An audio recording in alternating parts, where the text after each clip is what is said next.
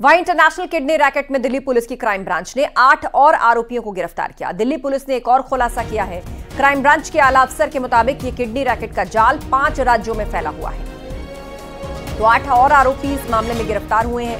5 राज्यों में यह रैकेट फैला है, ये बड़ी जानकारी निकलकर सामने आई। क्राइम ब्रांच ने गिरफ्तारियां की हैं। किडनी रैकेट केस में 8 और आरोपियों को गिरफ्तार किया गया है। तो इंटरनेशनल किडनी रैकेट केस में यह बड़ा खुलासा हुआ है कि ये सिर्फ एक स्टेट नहीं बल्कि इंटरस्टेट गैंग है और 5 राज्यों में यह रैकेट फैला हुआ है। साथ ही 8 और आरोपियों को गिरफ्तार किया गया है। शंकर आनंद से अपडेट लेते हैं। शंकर, ये जाल कई और राज्यों तक फैला हुआ है, 8 और आरोपियों की गिरफ्तारी हुई है, और क्या बड़ी जानकारी और खुलासे हुए हैं पुलिस द्वारा?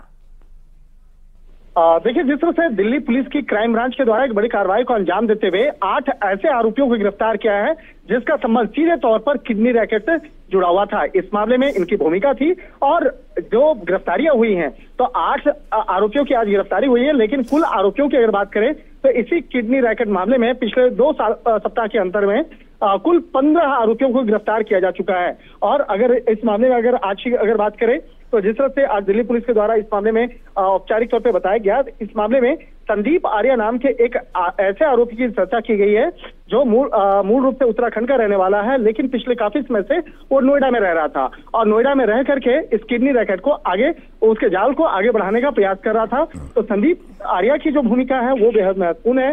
इसके साथ ही उसी का एक रिश्तेदार है देवेंद्र, उसकी भी भूमिका निकल के इस मामले में सामने आई है। और जिस तरह से ये शिकायतकर्ता से तकरीबन 35 लाख रुपया लेकर के किडनी देने का एक वादा किया था और तमाम मामलों पर इसकी जो भूमिका निकल के सामने आई, तो इस मामले में कुल अभी तक 15 लोगों को जरूर गिरफ्तार किया गया। लेकिन कहा जा सकता है कि इस रैकेट का जो जाल है कई राज्यों में फैला हुआ है, जिसमें कि दिल्ली, एनसीआर, बिल्कुल, और बड़े खुलासे से संबंधित हो रहे हैं। अब इन 8 आरोपियों से पुलिस पूछताछ करेगी। जानकारी के लिए शुक्रिया आपका शंकर।